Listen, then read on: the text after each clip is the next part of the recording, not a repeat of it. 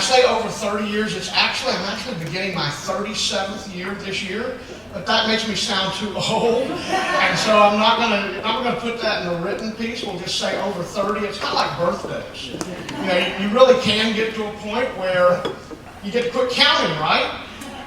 Except, you know, every now and then you'll have one of those 0 birthdays and you can't ignore it, and so you'll have to deal with it. I do have 3 grandchildren that are in our school system. That was a huge factor in helping me reach the decision in 2008 to step out and try to become superintendent of schools. It was to make our system better, not for the people who were in the sunset of their career, but for the children that we'd leave behind. And so this year I have an elementary student, a middle school student, and I can't believe I have a high school age granddaughter this year. And so I'm seeing through their eyes, you know, the student's perspective. When I round a school, and I round every day, rounding for me is a process where I walk through a school, I walk through every classroom, I see what's happening, and when I'm rounding, I judge the classrooms based on, is this the kind of classroom that I would want my granddaughter to sit in today? Is this the kind of school I would want my granddaughter to sit in? And if it is, we're in good shape. If it's not, I've got work to do. And so we try to make the changes to make it better. We're here to talk today about meeting schedule. We'll get the hang of this in a minute. In my career as teacher, as I've moved from teacher now to superintendent and several positions between, what I've learned is all jobs have meetings. They're unavoidable. Doesn't matter if you're a rank and file teacher, there are meetings that you will have to attend. But what I've learned is you move up in the hierarchy of an organization, it seems like your life is consumed by more meetings. And my meetings now as superintendent, I mean, I'll move from everything from a meeting at a school, I'll move to discussing diabetes guidelines, expulsion of a student, a meeting on construction project. I mean, you name the category in the business of running something as large as a school system, you're in those different kind of meetings. And it seems like our lives are consumed with meetings. And some of those meetings are of great importance. I have school board meetings that we manage, and that's where we actually have an elected school board that will govern and take care of the policies and the check and balances to what I do as the CEO of the school district day to day, just make sure we're all moving in the correct direction. So you've got that meeting, which is a large scale, and you come on down to just like staff meetings, where I meet with my executive staff, or I have a meeting with a group of principals to discuss items that are important for them. I used to have a lot of meetings before I was superintendent that I would say this is going to be another BWOT meeting. It was just a term that I sort of put together years ago. I think I heard somebody say it and I picked it up, couldn't get it out of my mind, but it's BWOT. You've probably been in a lot of those meetings. Big waste of time. Big waste of time. And so I always said, if I'm in charge, I'm going to get rid of those BWOT meetings. And if we don't have a clear purpose, and we're not here for a clear reason to really take some definitive action, we're not going to waste anybody's time. And so I've tried to institute in the school system mechanisms that, I don't know if I've gotten rid of the BWOT meetings, I think we've minimized the amount of wasted time that can occur in a meeting. So I'm going to share with you just a few of the tips and ideas that I've used to try to reorganize the meetings within the school district. I will tell you the most important aspect of getting rid of the waste of time meeting are the activities that you do before the meeting is ever held. If you wait until the time the meeting is going to start to begin to prepare, you will waste a lot of time. You can save time of the people who attend your meeting by really preparing and organizing that meeting well in advance. So one thing we do with the meetings that we have, whether we're talking about a principals meeting, a leadership team meeting, or executive staff meeting, or school board meeting, we have a process where a lot of stakeholders help us assemble the items that should be on the agenda. Because if you're going to have an effective meeting, you have to be smart enough to know that you don't know everything. And that there are people in your organization that really need answers. They have issues that they need responses to, and they need a way to make sure their items can be heard and be placed on an appropriate agenda. So what I'll do is I'll just use my executive staff as an example of how that works, because it would be similar for a school board meeting, similar for a principal's meeting, but I'll just take a meeting that was, personal to me. I have 4 assistant superintendents and 1 deputy superintendent. So I have someone in charge of finance, I have someone in charge of operations, I have someone in charge of human resources, someone in charge of curriculum instruction, and they have a hierarchy below them. Curriculum instruction, principals, all of the curriculum directors report through them, and they can float agenda items up to their assistant superintendent. So that their agenda item, if you're a principal and you really need to know what are we going to do about X, they can submit that agenda item to their hierarchy up the chain of command, and it can be placed on an executive staff agenda. So we have collaborative assembly. We have a deadline. That deadline is noon on Friday before we meet on Monday.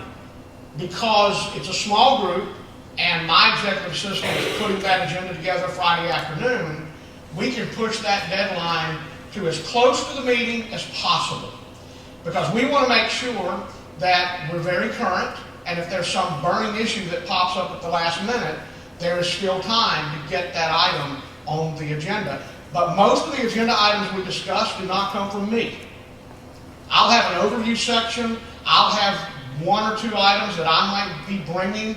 The majority of the topics are coming from the other divisions. They're submitting the items. We standardized how we are going to conduct our meetings. That standardization started with the agenda, and I think we've given you a copy of what we use for our executive staff agenda. It's the same format we use for principals meeting, same format we use for our leadership team meeting. I just want to call your attention to a couple of things on the agenda. First, across the top of the agenda, you have all the pillars that are part of our strategic plan. The strategic plan was revamped in 2008 after I took office. We took something that was about a 400-page document that was so cumbersome. We had hundreds of objectives that staff were trying to measure and keep track of just because it was in a strategic plan. Well, we've collapsed that. We've gotten to where we prioritize. We take the most important things that we're going to attack this year so that we can know we resolve those issues once and for all. But they all have to fit under one of those pillars. So we put the pillars right on the top of the agenda to keep everyone's attention focused. This is what we're about as an organization. These are the pillars that are important to us. Underneath that, you'll see the principles of excellence. These are principles that we've trained, that we've discussed with staff over time. They know that these are behaviors that we're expecting our leaders to be exhibiting, to be demonstrating, and pushing throughout our system. And then you'll see that we'll have a date for the meeting, and then you have a place where we number our items. All the agenda items are numbered. We just number them in the order in which they come in. Item number 1 on this agenda will always be an overview from the superintendent. I always start with an overview of what have I done since the last meeting in terms of actions that were off the last agenda. I'll address that, or if there's some pressing issue that I need to call their attention to, it'll happen as item number 1. All the other items are just numbered in the order in which they occur. The agenda topic is going to be printed there. When they submit the agenda item, they have to give us the topic. They have to specify which pillar of the strategic plan that topic falls under. If it's not connected to our strategic plan, it doesn't go on the agenda, because we're not going to waste our time. It has to tie in. We also require everyone to give us a range of time, which is within 5 minutes. So you can tell me, I think this will take 5 to 10 minutes. You can tell me you think it will take 5 minutes. But whatever you project, that is all the time you're going to get. And we had to train this, and this was painful when we started. We actually bought a device that we use in some of our classrooms. It looks like the face of a clock. And what happens is it's got a dial that you can choose a variety of number of minutes. You can set it for 1 minute, you can set it for 15 minutes, and it's got a, when you draw it around the face of the clock, it covers the clock in red. For example, think of face of a clock. If I had said 30 minutes, then it would be half of the clock would be covered in red. When that person begins speaking, you start the clock. The red begins to disappear. You put it in the front of the room where they can see it. They know. They know in my meetings, one, we start on time, and I will hold you to your time limit. Now, the first couple of times we did that, people were caught in the middle. And I had to say, bring it back next time. We're done. You have to plan better. It's not my fault. Because, see, we built this whole agenda. People came here thinking that we had enough items that if everyone went to their maximum time, 5 to 10, so we count you at 10, if everybody went over 10 minutes, we'd be here hours later. And that would throw people off their schedule. Things that you might have planned so you could be more effective with the management of your time, now we've got you messed up. So in the beginning it was painful, but now I rarely have to use the clock. People know what's expected, and I have learned this. If people know what's expected, most of the time, they will do everything within their power to give you what's expected. Where we get into difficulty with boards, with employees, is because as managers, we're not real clear in what we expect. Just say it up front. So I'm giving them the opportunity to tell me how much time. You chose the time. I did not choose that. If you told me you can do it in 5 to 10 minutes, then I'm trusting you. And I'm expecting you to deliver in 5 to 10 minutes. You'll see us do this at our school board discussion meetings that we have on Thursday before our board meeting.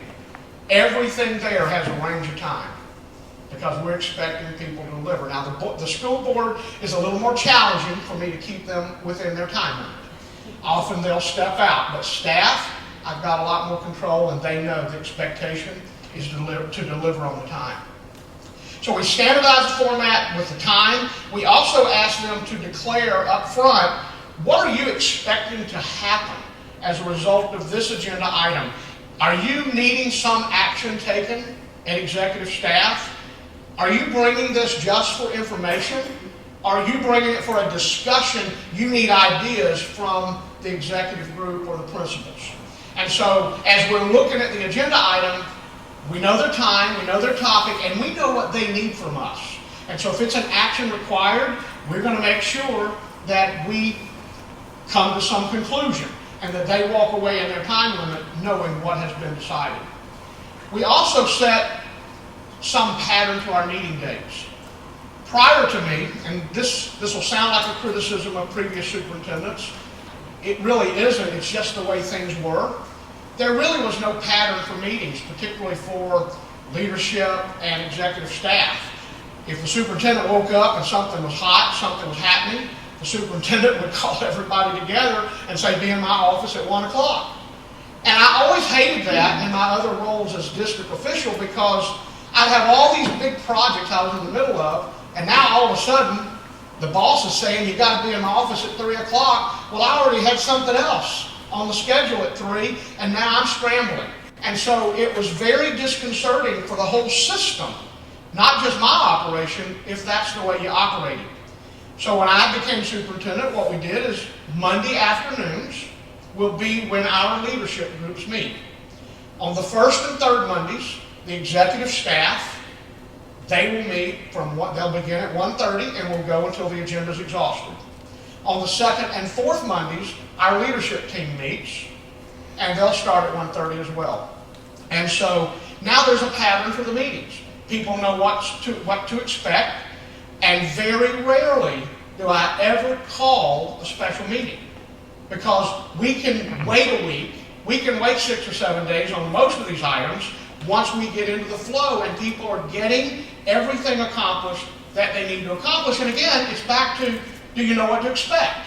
If people know when they can get an answer, they can usually wait till next Monday if they know they'll get an answer next Monday. In the previous system, it was the uncertainty. I have no clue when people are going to set a meeting. Therefore, I'm very anxious about making sure my voice is heard. This brings a lot better organization, but it's all because we've standardized. We standardize the submission deadlines, as you heard from my executive staff. It has to be submitted by noon Friday. That's because Friday afternoon we will prepare the agenda, and then we will send that agenda out to all the participants of the meeting Friday afternoon. So they have it over the weekend. They now see not only their items, they see everybody else's items. They can take a look at those timelines, and they can add the minutes, and they know how long we're expected to be in that meeting. It starts at 1:30. If there are enough items for an hour and a half, then we're going to be out of there by 3. If there are items for 4 hours, we're going to be there at 5:30. And everybody has to adhere to the schedule.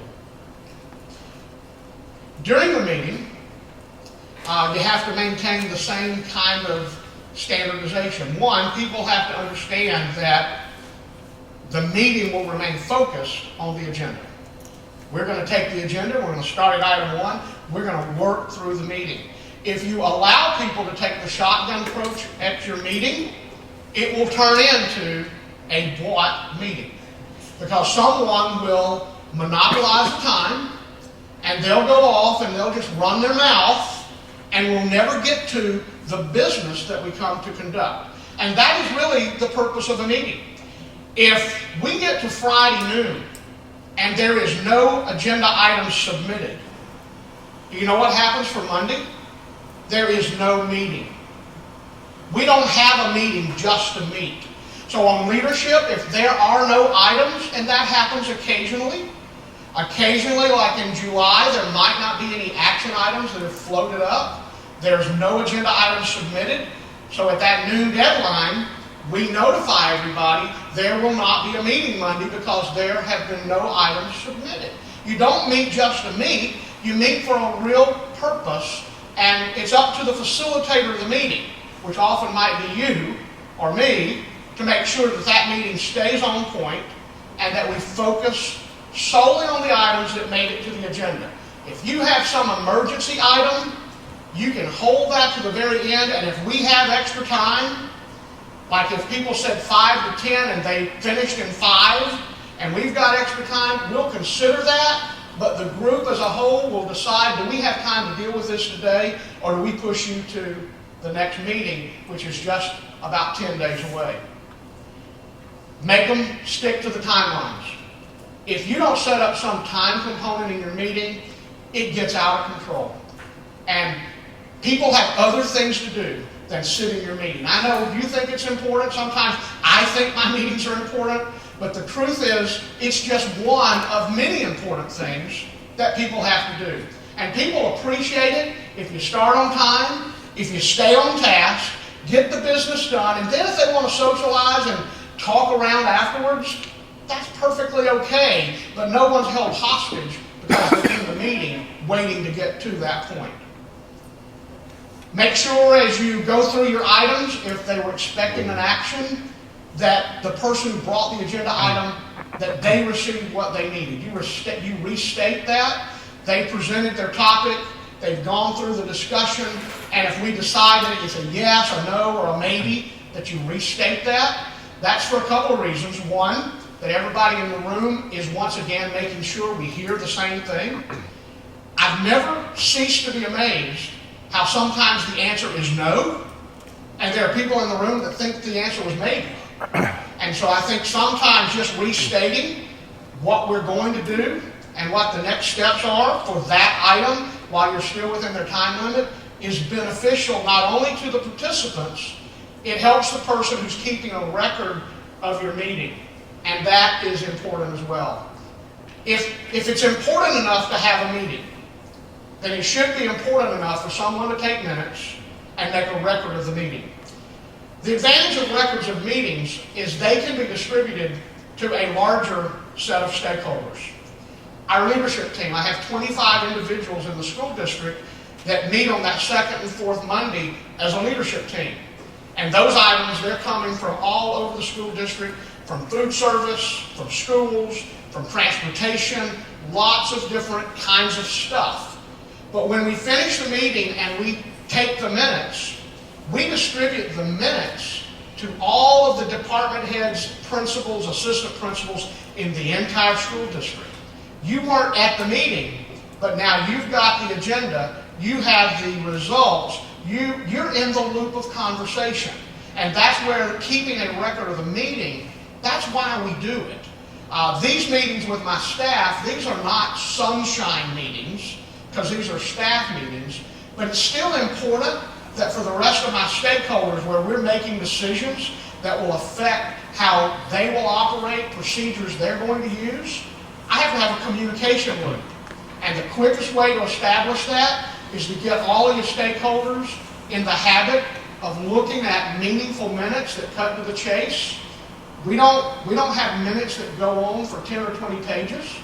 We try to capture the important pieces, the actions that were taken, and then give them any attachments that would help them really understand their role in helping us do whatever action was decided. And then it's important, the larger the meeting, it's important that you have a process to evaluate your meeting. Now, if I'm meeting with 5 of my executive staff, we do not do a survey for those 5 people after every meeting. Those 5, we're close enough, we're all at the top level of the school district, we've got thick skin, we hammer each other on a daily basis. So if it's not going right with that group, there's no pretense. If the emperor has no clothes, we spit it out and say it. So we don't need to really evaluate that. If we don't think it went well, they'll tell each other at the meeting. But if we have a principals meeting where I have 150 people in a room, and you go through the same kind of exercise with the agenda, you walk through the agenda, there has to be a mechanism where you can hear back from the people that had to sit in the meeting. And I would say the larger the meeting, the more necessary that feedback mechanism becomes.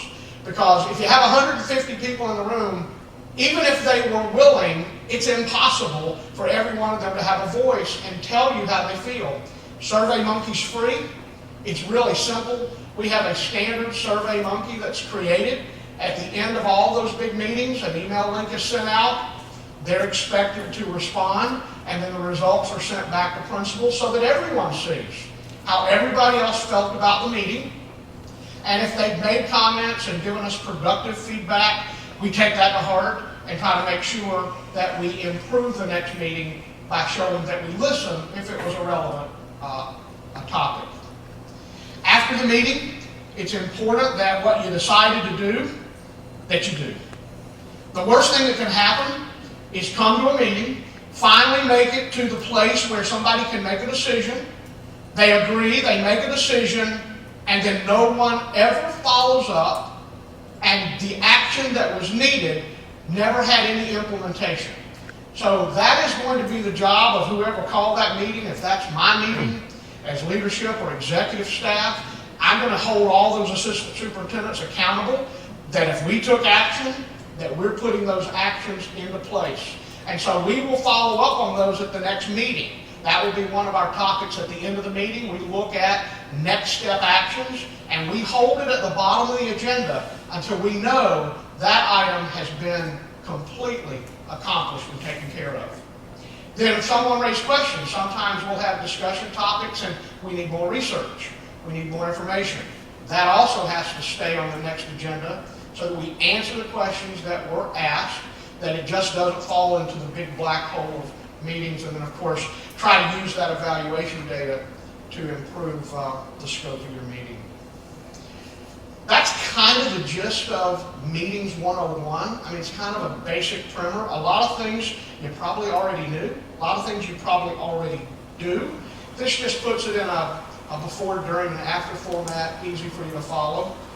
If you don't have a standardized agenda, I would really ask you to consider that. I think it's been one of the biggest things we've done that's helped move us along the process that gets rid of meetings that are a big waste of time.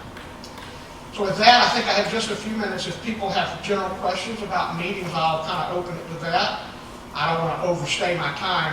Andrew, you're the clock, you're the Good, timekeeper I'm back watching the there. clock. But I will open it up if you have questions about meetings or anything I've said in specific, or any school district question you have, I'll be able to entertain those as well. Yes, ma'am. When you're meeting with your board and you're the executive officer, if you have a board that's a little bit kind of a fledgling group of people that don't really have a lot of experience, and what Avery was talking about earlier, they take these positions and aren't really sure what they're supposed to do in them. How far is too far to help with that guidance to bring them up to speed? I mean, should you know, the board president should really be facilitating the meetings and that kind of stuff, but if that's not if the person in that position doesn't have that strength yet, how do you deal with that as the executive officer without looking like you're the one that's doing it? Okay. Well, first, the way I'm going to tell you how I manage that. I have 5 school board members. They're all elected. So that means we've got egos, we've got politics, we've got all that junk involved. And they honestly are at various levels too. Some very competent, some not as competent. And so I'm going to spend a lot of behind-the-scenes effort and time so that when we get to the meeting, I've set them up for success. That's my goal. My goal is if it's a board chair, a new board chair coming in, and they're not sure about the rules of Robert's Rules of Order, and they're not sure how they're going to deal with motions made on the floor, I'm going to script them. I'm going to sit down with them and we're going to develop them a little script.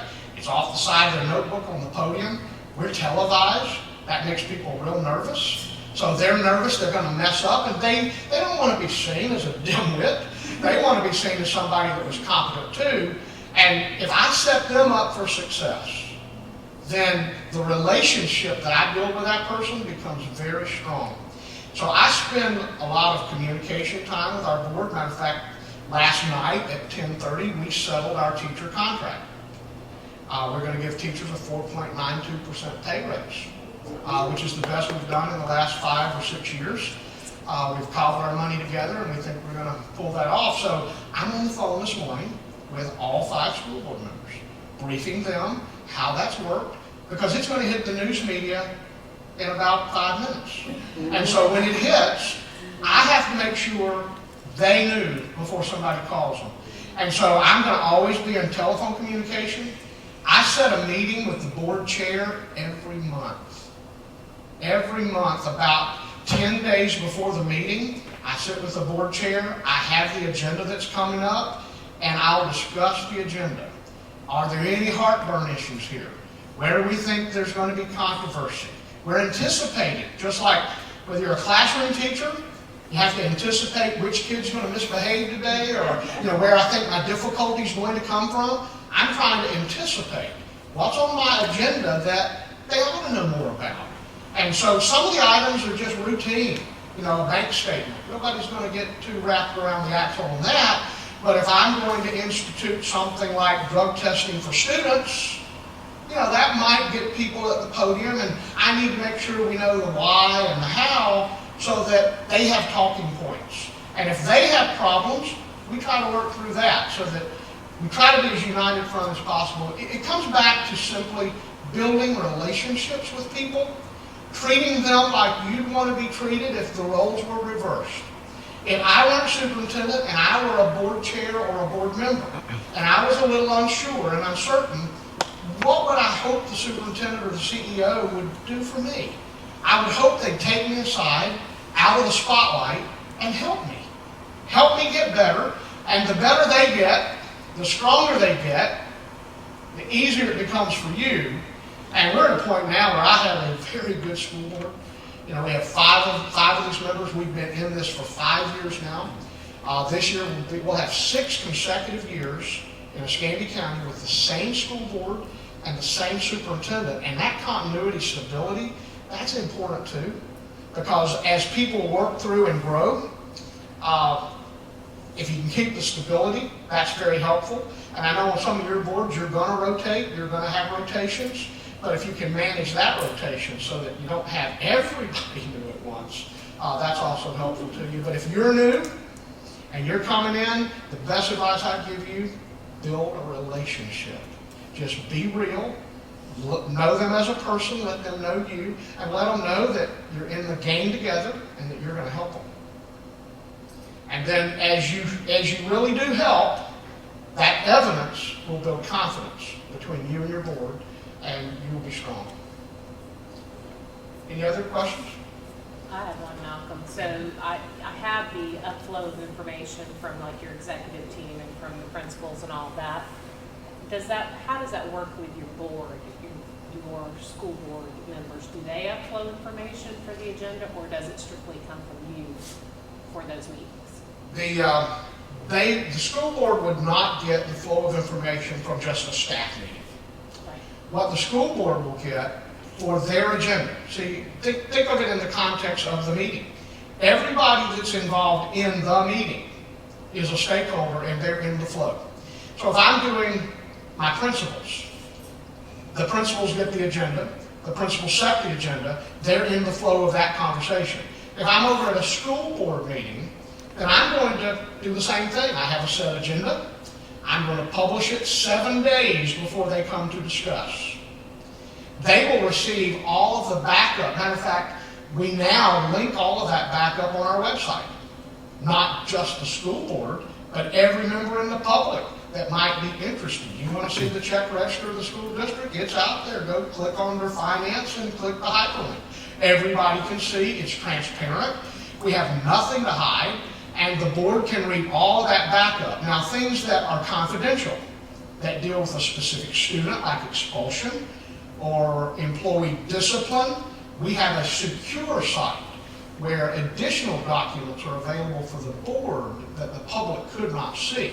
But only those things that are confidential, HIPAA protected, FERPA protected because of student records, or protected just because you don't put out details of an employee that you might later meet in litigation. But the context of an employee number unidentified, that action's on the agenda, and then the board can get all that they need to make a decision. But I guess what I'm asking is, you're setting the agenda items. They're not sending you the agenda. For the school board? Right. For the school board, in my situation, I'm a constitutional officer, and the authority given to me in the Florida Constitution and the statute is that the superintendent is the secretary of the board. Nothing goes on the agenda unless the superintendent recommends that action be there. Now, that'll be a little different for a lot of your boards. Your meetings will be more similar to my leadership meetings, my executive staff, because you may not have that statutory authority. With the school board, it works pretty well because it prevents a wild card board member throwing something on the agenda for action that I would not be recommending. It gives a balance of power, so to speak. If that board member really wants that, they're going to have to convince me and other board members to put pressure on me to see it their way. Most of the time with this board, we throw the items on the table in a discussion workshop, because I'm not afraid to talk about anything. If one of my board members really wanted, last month, we had a board member who wants, he'd love it if every employee in the school district submitted a financial disclosure to the Office of Ethics. That's what that one board member wanted. I'm not recommending that, but that's what they wanted to talk about. So I don't have a problem talking about it. And then as we talk about it, we lay out pros and cons. We lay out that you don't have statutory authority to require that. Only the legislature can really designate who must be required to fill out those disclosure forms that are posted on the Tallahassee website. But we'll talk about it in the sunshine with the board, so they get a sense that they get to talk about issues important to them, but it's done at a workshop, not a meeting, because at a workshop no action can be taken. Any other questions? All right, thanks for having me. Hopefully we've said something that will help you better prepare your meetings. If nothing else, get yourself a standardized agenda meeting time and a format for your agenda.